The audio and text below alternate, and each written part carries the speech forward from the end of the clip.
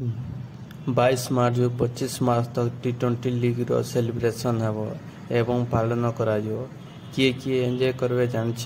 Hello ନମସ୍କାର, ମୁଁ ଆପଣଙ୍କର ଜଗା। ଟି20 ଲିଗ୍ରେ 2 ଜଣ ଏନ୍ଜୟ କରସନ୍। ପହିଲା ଫ୍ୟାନ୍ସ ଯେମିତିକି ଆପଣମାନେ ଆଉ ମୁଁ, ଅନ୍ୟ ହେଉଛନ୍ତି ଖେଳାଳିମାନେ। 17 ବର୍ଷରେ ଦେଖିବାକୁ ଗଲେ କିଛି ମ୍ୟାଚ୍ରେ ଲୋ ସ୍କୋରିଂ ରହିଛି, କିନ୍ତୁ ଦେଖିବାକୁ ଗଲେ ଅଧିକାଂଶ ମ୍ୟାଚ୍ରେ ରନ୍ ବର୍ଷା ହୋଇଛି। ଆଜି ଆମେ ଗୋଟେ ଟିମ୍ର ପ୍ରିଭ୍ୟୁ କରିବା।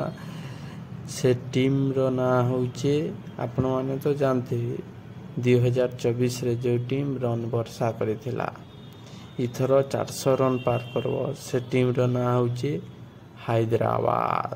ଏହି ଟିମ୍ରେ ଏନ୍ତା ପାୱାର ହିଟର ଅଛନ୍ ଯେ ଏଥର ସିଓର 400 ପାର ହେବା। 2024ରେ 3 ବାର 250 ରନ୍ରୁ ଅଧିକା କରିଥିଲେ। SRH vs RCB ମ୍ୟାଚ୍ରେ 287 ରନ୍ ଠୁକି ଦେଇଥିଲେ। IPLର ସବୁଠାରୁ ଅଧିକା ସ୍କୋର ହେଉଛି SRH ଦ୍ୱାରା।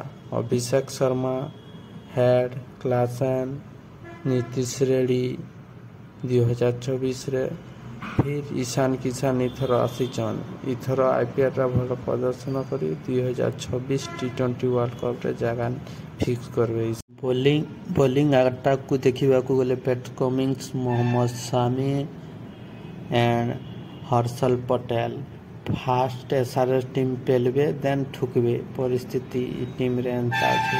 ଲାଇକ୍, ସବସ୍କ୍ରାଇବ୍, କମେଣ୍ଟ କରିବ ଭଲ ଲାଗିଲେ।